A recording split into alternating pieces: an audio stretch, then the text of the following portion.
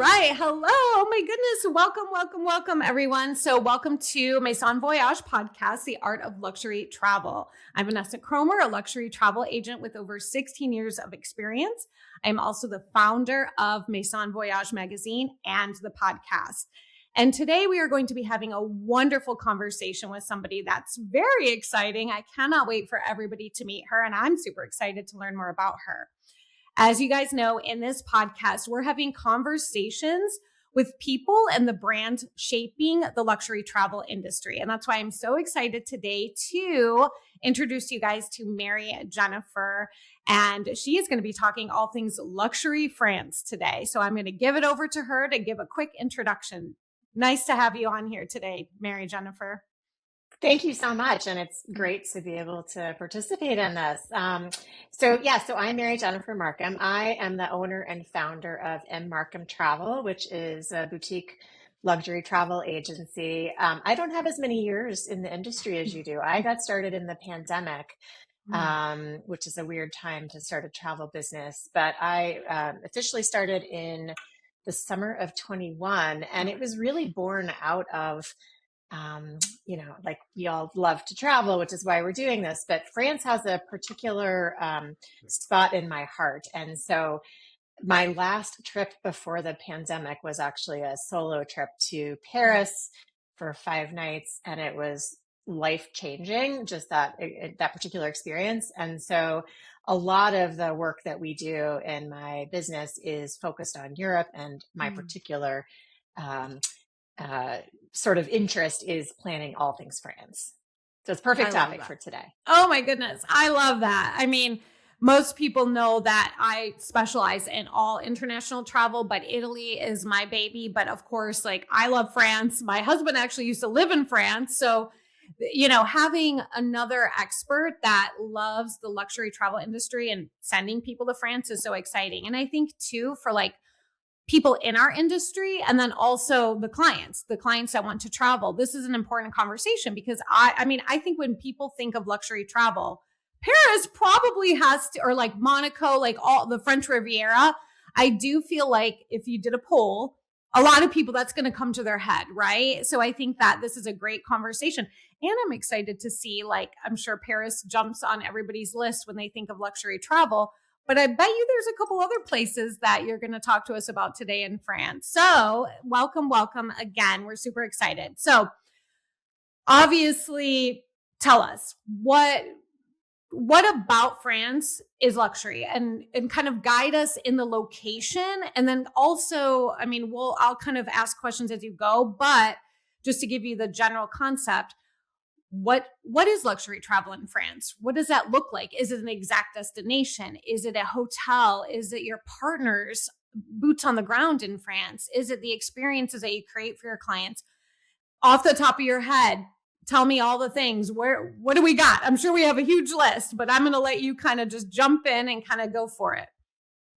Yeah, I think there is a massive list. And I think that's actually one of the reasons why clients reach out to people like us, because there is such a huge list of opportunities and possibilities. And I think filtering out what is really worth splurging on, right? Because I think luxury, number one, is a splurge, but it's a splurge of your time and potentially investment.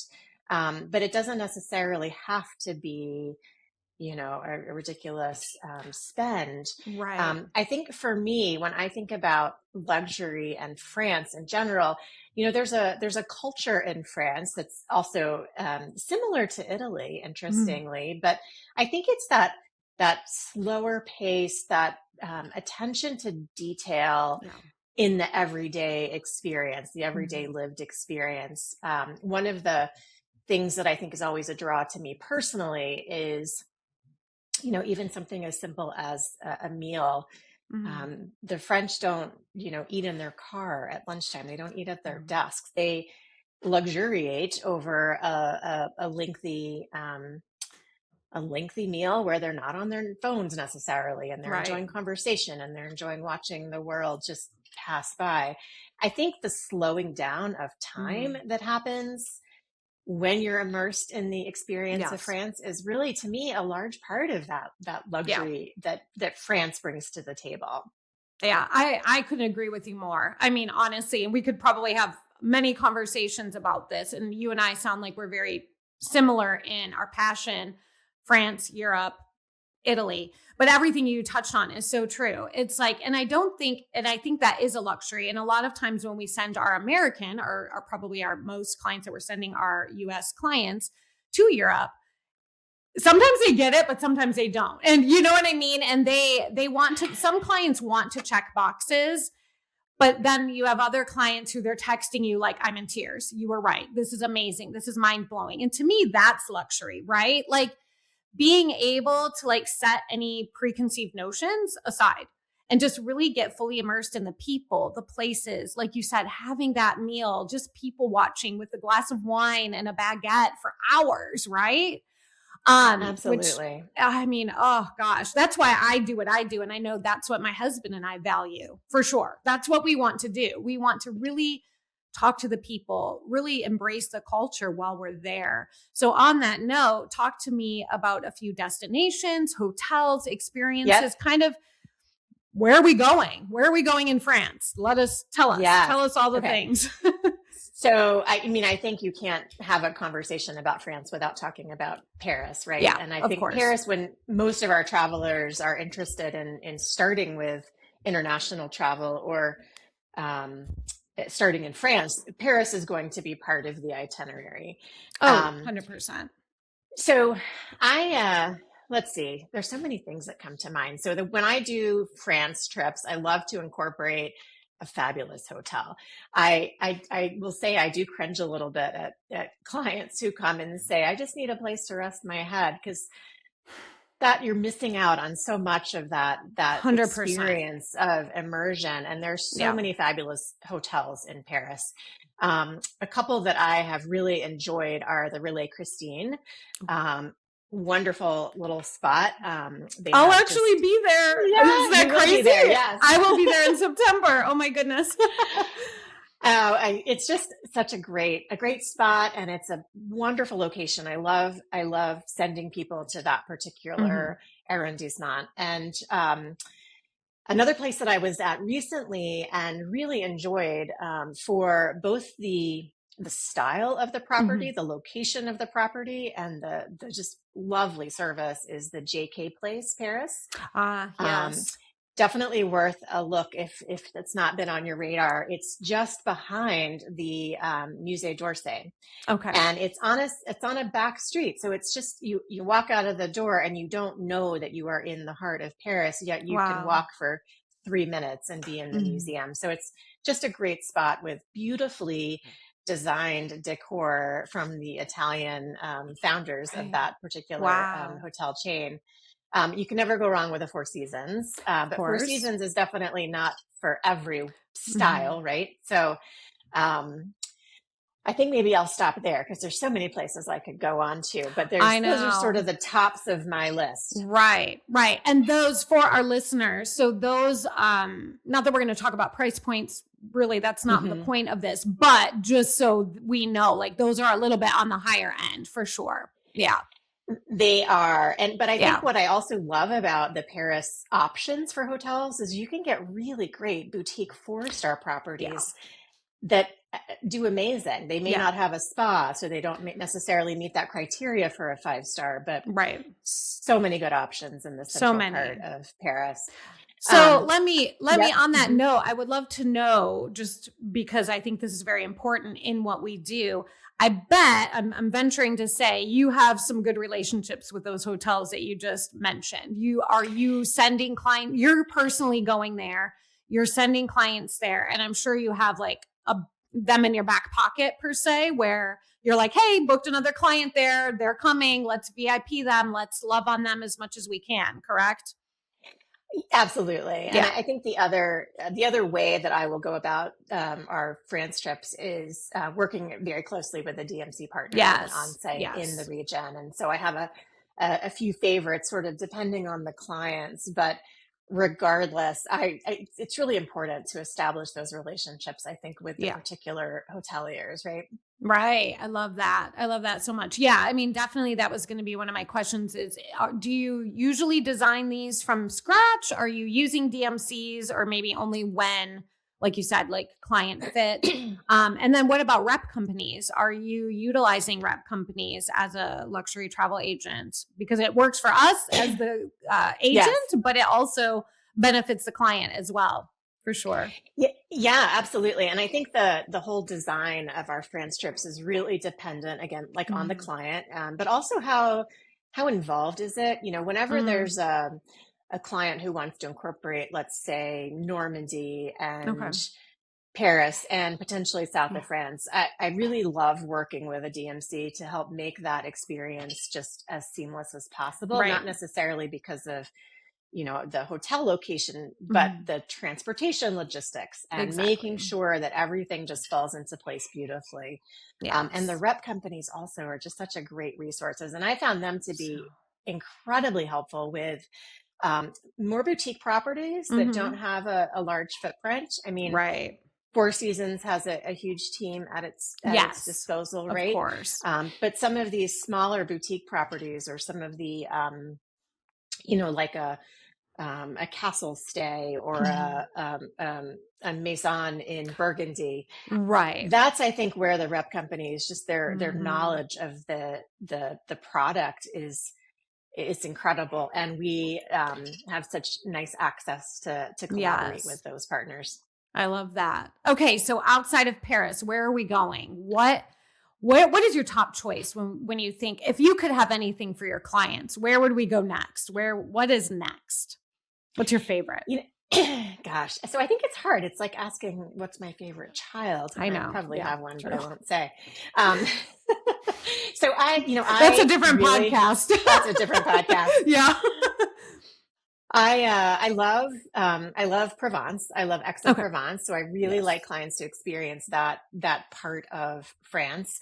Um, and I have fallen in love with the Burgundy region. I think I Mm. mentioned Burgundy before, but Mhm. I think there's a lot in the wine country, right? I mean, Yes.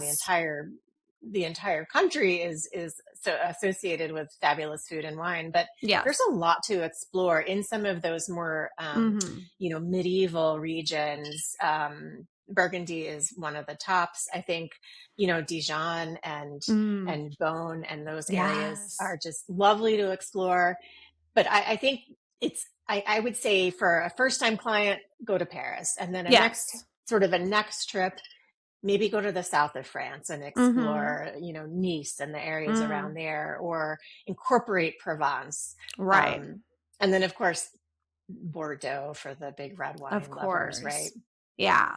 So do you have a lot of clients where they're like, let's just do Paris and maybe it's like a 6-night trip in and out. Like that's it, just Paris. And then we do some bespoke tours and, Versailles and like maybe a day trip here or there, but stay in Paris the whole time.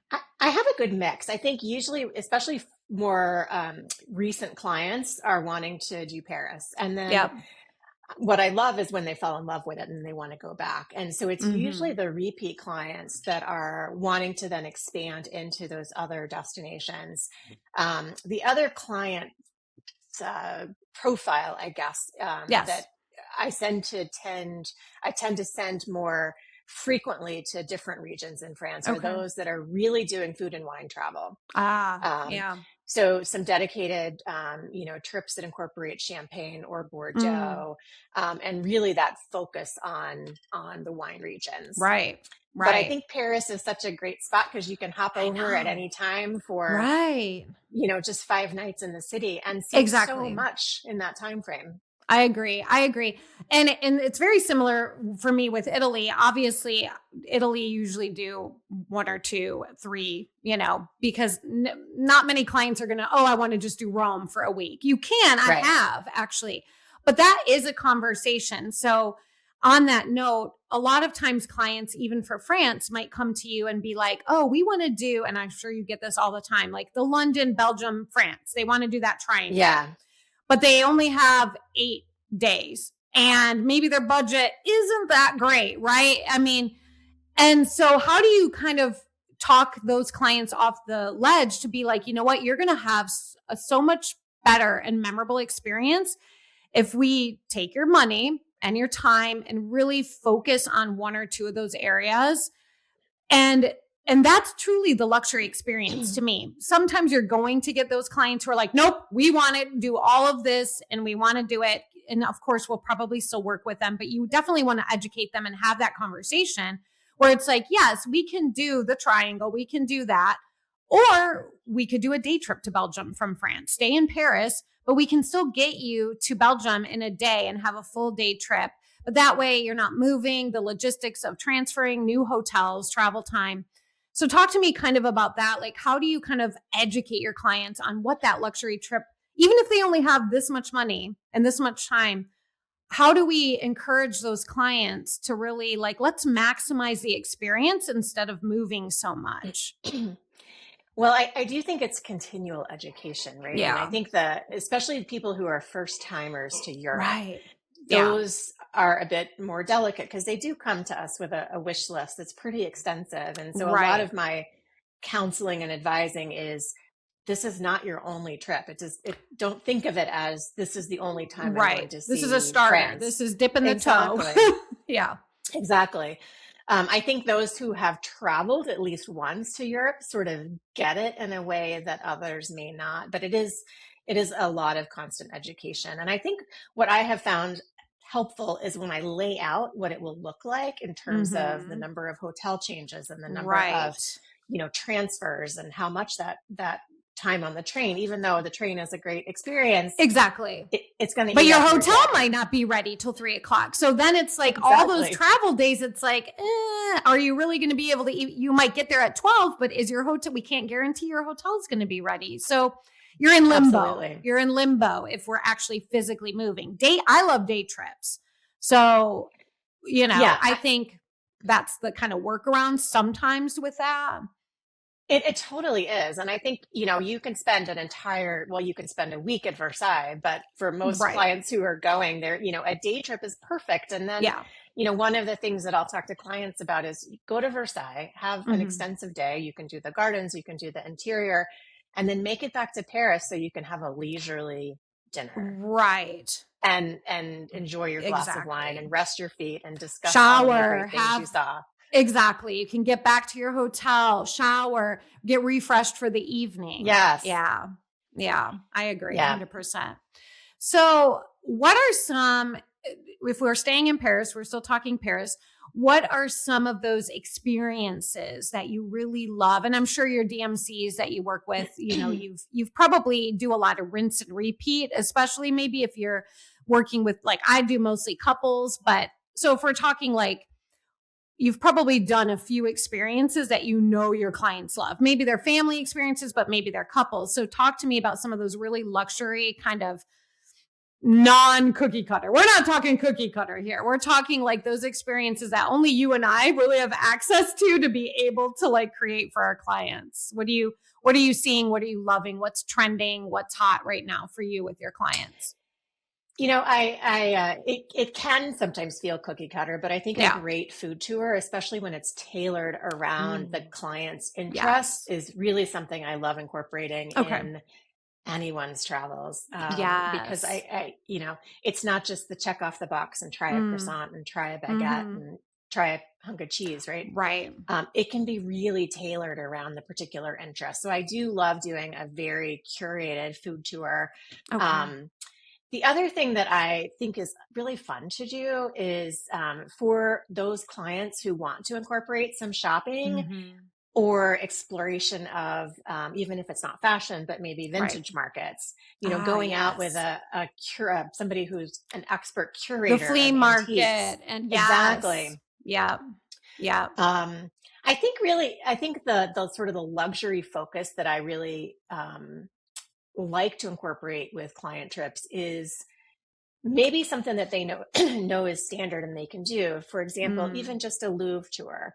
But if Right. you are interested in a certain, era of art and particular artists, Oh, a right. great guide can really curate that experience so that it is not Hmm. cookie cutter and you're not going to see, just the Louvre and the Venus de The Milo and basics that people yeah, think we need to see. Right, correct. Yeah. right. I love that. I love that. And so when you're designing those trips, and even if you're doing it yourself and you have your tour partners Hmm. or your DMC, you are able to really dive in and get to know what the clients are interested in. I know for myself, I like to ask, what's a hard no? Because I think that sometimes, like, we assume, like, especially for me with Italy, it's like, cooking classes. People want to do cooking classes. Like, that is like the one thing that comes up quite often. But I have to be honest, as a mom of 5 daughters, they're grown and flown. I honestly, I want to do the food tour. I do not want to cook. That is not fun to me. So because I've been doing it for 25 years, you know what I mean? So how does that work for you? Like, you're really vetting the clients and really digging in, but like, I love to ask, what's a hard no? Because some people are like, I don't want churches. I don't want museums. I don't want to cook, or they may not drink alcohol. Like, we need to know these things. So talk a little bit about that and how you really kind of dive in. Because I do think the hard no is very important as well, for sure. Oh, I think it's critical. I mean, and Yeah. honestly, I think we learn so much more sometimes by asking that question, what is Right. a definite no, or what have you absolutely hated in the Yes. past that Right. you've done? Sometimes those things come to mind, but people don't necessarily want to share until you ask that Exactly. question. But Yeah. you learn so much just by what was the negative, and then Right. we Or can not repeat it that. might just be like they're just not interested, right? Like there's, and again with Europe, and I'm sure you get this all the time, there's always those clients who love the history. They want to see all the historic buildings, the churches and the museums, but other people are like, "No, we're good. We just pass by. I don't Hmm. need to go in that." So I think that's really important, especially with like France and Paris, because you might get clients who right away are like, I don't want to eat extra food. Like, they may be like, nope, don't want to even do the food tour, even if it's like completely curated. Which that's why I love, and it's important to work with somebody like you, because I do feel like, and there's probably a lot of agents out there who maybe Hmm. aren't asking those questions. I And I think the think that's more that important. Yeah, and I think that personalizing of the experience for the Right. client, I think really is part of that luxury because, Yeah, a client you can just go online and you can book a food tour and you can book a Louvre exactly. tour, but it's going to be cookie cutter. It is not Yeah, going to have those touches that really, make the experience right. Exactly. luxury. Yeah, yeah. And so obviously, I would think some downtime is important in Paris or in France, right? So we talk about kind of the luxury of having some free time and some space for them to kind of explore, experience on their own, or maybe visit places they walked by a couple days ago that they're like, you know what, we really loved that little area. Let's walk or get a transfer, private transfer over there for the day. Talk I about think that a some of little. the best moments in travel are those that are not planned and those that Yeah. you stumble upon. And Yeah. it makes me sad sometimes when people want to pack their itinerary full, and some people are like that. But if they can, to truly appreciate, I think that European culture and the Mhm. French way of being, you can't jam pack the Right. schedule. And so I think that it is a fine balance, and so especially for first time travelers to the region, it is a bit of a negotiation, Mhm. and they have to trust that you know what you're Yes. doing. Yep. But it's so true. I think having that downtime and planning. And unfortunately, we are a society that has to like put downtime on our calendars, but we Yep. we build in the itinerary. We put this is your free time to go and Yes. do some things. And I think and you probably experience this too, with family travelers. Mhm. We do a mix of couples, Okay. families, multi-gen. Right. Um, but with families, what I find sometimes is that the mom is just really concerned about too much downtime for the kids. Oh, right. So Yeah. we We have to tell them what's coming to get them excited, right? Like the kids, okay, a couple exactly. hours, we're going here. Yeah. Yeah. Exactly. So what I tend to do in our itineraries is we will build in, a day of activities in Paris, let's say with a 2 hour experience in the morning and Okay. maybe something in the afternoon, but with blocks of Mm. time. And I would like to build in some suggestions of, Right. here's my list of great parks that are near your hotel, Mm-hmm. or, something that will actually make that free time a little less scary to people who aren't Right. used to just settling in. Yeah. And it can be hard just for adults only too, because like you Absolutely. said, as Americans, it's hard for us to just slow down. And I think sometimes, like, if that's truly what a client wants to do, they're going to like a beach, all inclusive, right? Absolutely. So it's kind of hard to like balance that, like Europe trip, because I think people think Europe, they're like, oh, we need to go, go, go, go, go. But there's so much beauty and like slowing down. And like you said too, the hotel, like experience a hotel, like have a day, like not the whole day, but you know what I mean? Eat in the hotel, talk to the staff, get to know the people in the hotel, have a nice lunch, do drinks on the rooftop, Yes. it doesn't have to be the spa. Some people don't want to do that, but like explore the hotel. Usually, trust me, I know for me, my clients, it's like, please walk around your hotel. Like it's gorgeous. Like, please. Absolutely. Absolutely. And yes, I think that's so key. Even if you just, and I will do this, I'll guide my clients. The Relais Christine is known for its lovely lobby, and they do, right. they have a great little honor bar and lovely couches for sitting. Please take advantage of that while you're there. Otherwise, you miss the experience. Yeah. And I think too, like having that space to be able to like change your day, meaning like that free time. Obviously, when we have curated tours and private drivers, we want to stay with the schedule, obviously. But I think like for myself, when we're traveling from the US and our clients as well to Europe, those first couple of days can be rough. We want to start them slow a little bit because they could have jet lag. Their sleep schedule might be a little off.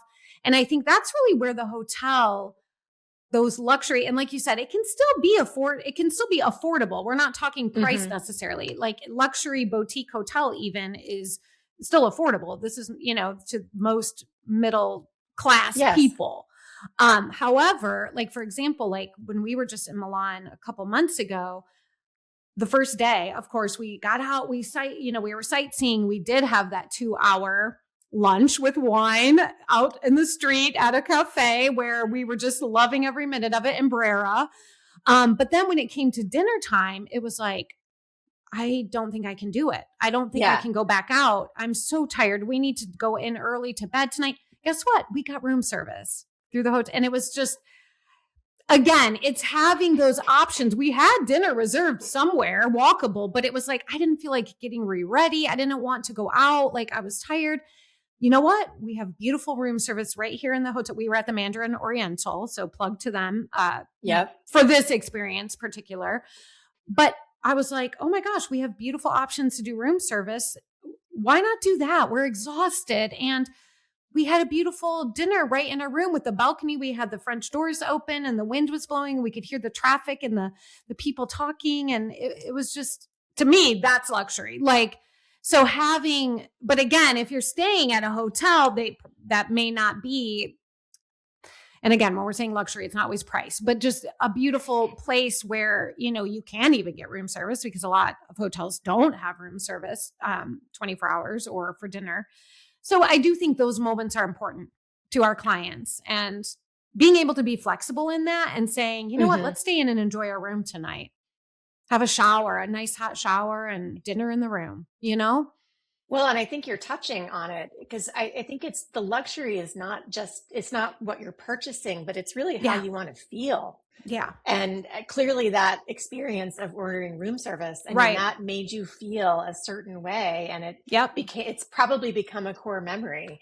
Oh, and 100%. I think those of us who have experienced those moments in the hotel, or, one of my most prized memory is of eating a very inexpensive croissant on a bridge, one of the pedestrian bridges, walking over the Seine as I was headed off to a food tour, and just watching the sunrise, eating my croissant and drinking a cup of coffee.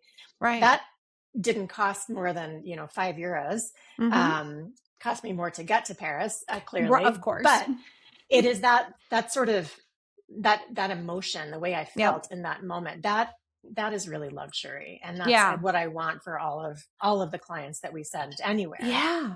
And I think it's hard to explain that too, right? So like when you're proposing to your clients, when you're first meeting them and you're designing the trip, you're getting to know them. If I was to say to them, oh, no, you're going to love having rooms. They're going to be like, I didn't come all the way to Italy to have room service. Exactly. But they just don't, like they'll get it. They'll get it when they'll be texting me or calling me. Yep. I see now what you're saying. And, like you said, it is those experiences where they're least expected. And sometimes, of course, like I had, for example, like clients that just came home from a DMC trip to Italy that was like the whole thing was a chef's kiss. And weeks later, she's still texting me like her favorites. And it's like, how do you pick? Because the whole trip was beautiful. Yes. And that's what we want for our clients, right? But we really, for me, like you said, kind of the luxury is like instilling those core, like you said, those core memories. And sometimes they are the whole big picture of it, but there's going to be those pockets, right? There's definitely going to be those pockets, and it's going to be when they least expect it. And something to look back on, and they may not even realize it until the plane ride home sometimes, right? Where they're like, you know what? When they're talking on the way home, what was your favorite part of the trip? And it's going to be something so simple, but so beautiful that you knew in your mind, you're like, I can't wait to hear. And it's like, we already can kind of foresee that. And not every client will see it that same way, but when they do, it's like the stamp of approval. It just helps so your heart. Yes. So real quick, I would love to know, let's touch on a couple things that you probably get because it's France. So river cruises, obviously that's obviously an option in France. River cruises. Talk to me quickly about if you do any Disneyland Paris, because I'm sure you get a few that kind of want to go there for the day. And my other one was skiing. So the French Alps. Yes. Yeah. So let's touch on those three. They're kind of like a branch off, but talk to me about those and how you kind of work with that and all that good stuff. I think river cruising can be a great introduction to certain regions in France. And so we do some of that. I've done a couple of river cruises actually that went through regions in France. Yes. And I think it's great for those clients who might just want to taste. I think where I always get a little concerned is having somebody who's really into food doing a river cruise, primarily because they're going to do a lot of meals on the ship, right? Of course. But there are ways to incorporate, great dining and the river cruise. So, right. That's a really good point, though. I'm glad you kind of mentioned that.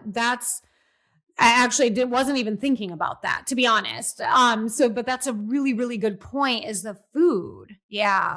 Yeah. Well, and it's something actually that I will confess that I didn't realize myself until I did a river cruise through Burgundy and Provence. And I loved the experience, but also missed not being able to dine at some of the time local restaurants. Right. Yeah, because when you're on land, right. When you do have that time in the port, which for a river cruise, you have more time than like an ocean cruise, obviously, because you're right there.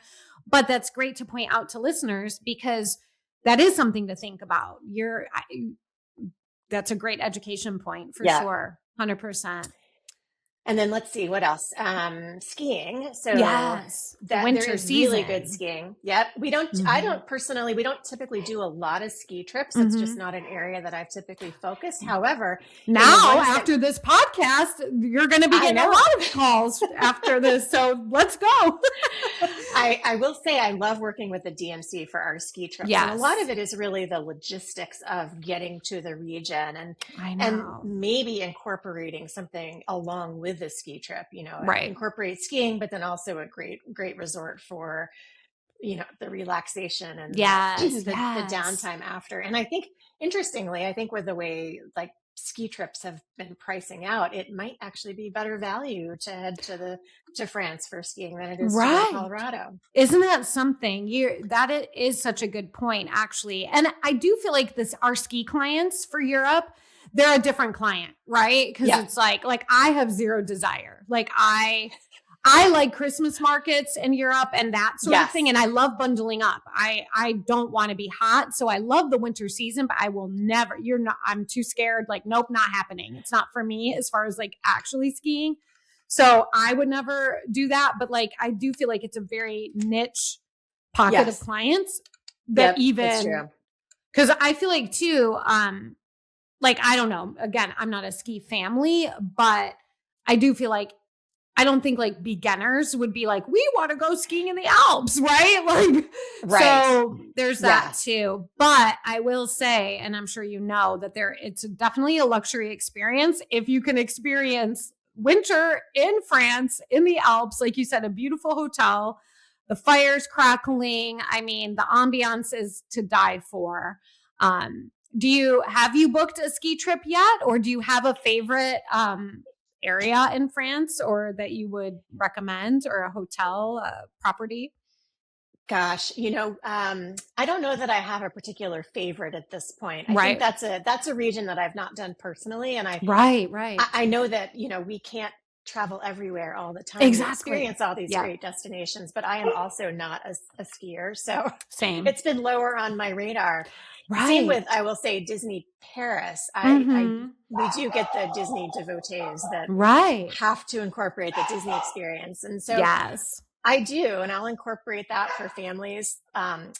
Luckily, most of the families that are traveling with us are going to start or end with the quintessential Parisian experience along with Disney Paris to make the case happy. Yeah, I love that. Yeah, I don't get a lot of requests for that either.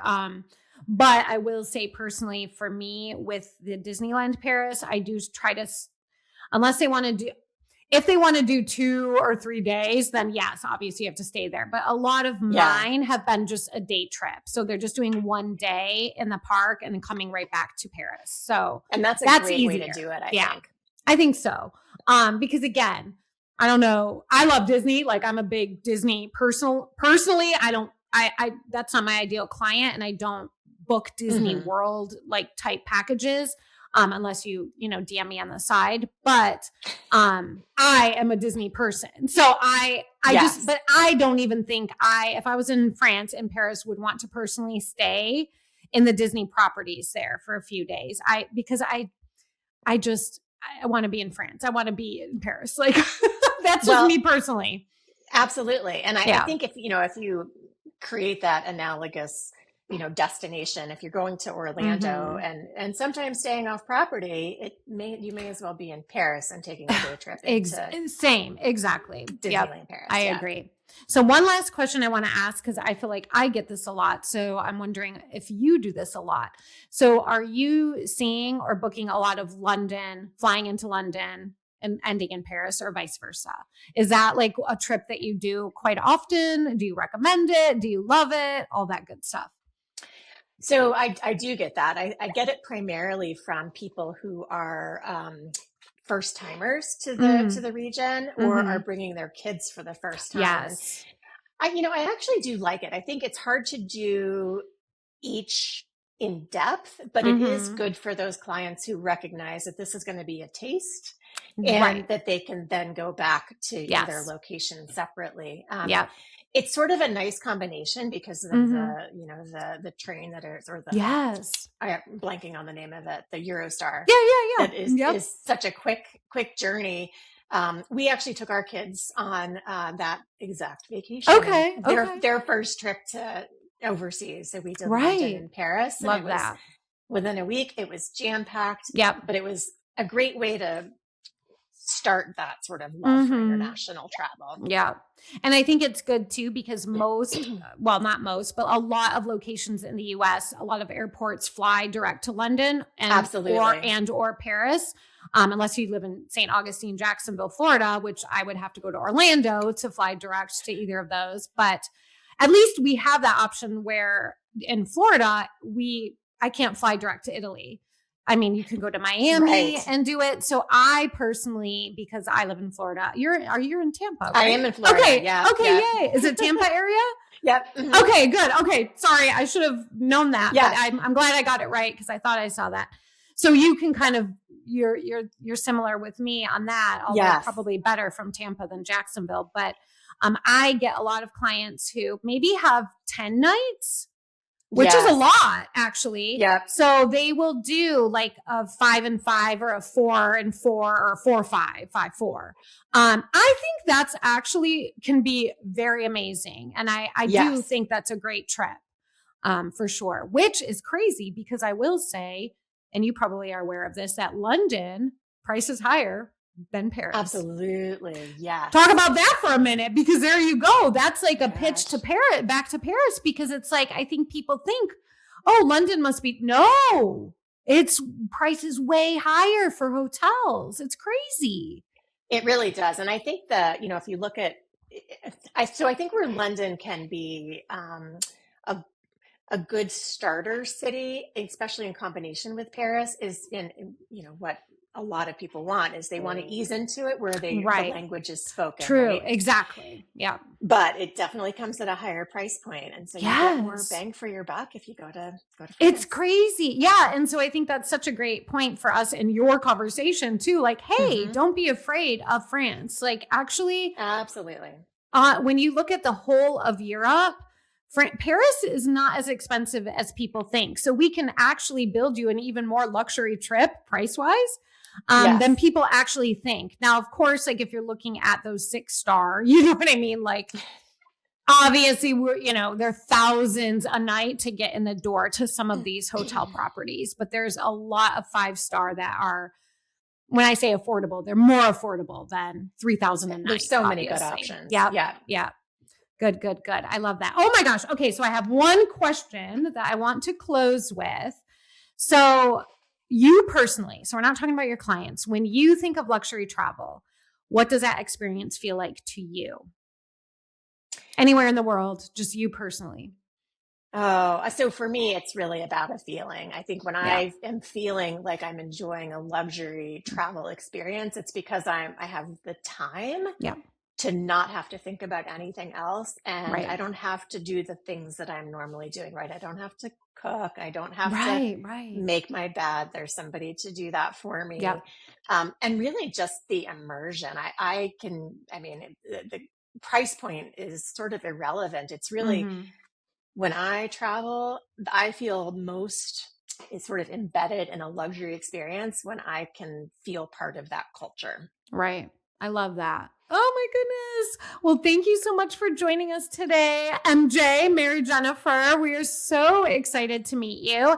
And for the listeners, I would like to let you know that inside the show notes, you will find all of the relevant links and resources mentioned on today's call. And if today's conversation has you dreaming about France, then this is your reminder that the right travel experience does not happen by accident. It is shaped through thoughtful planning, trusted relationships, and those details that you don't see until they actually do make all the difference. So make sure that you subscribe to the podcast so you do not miss any of these conversations. And then also, here's your reminder as well to subscribe to the magazine. It's a quarterly print and digital.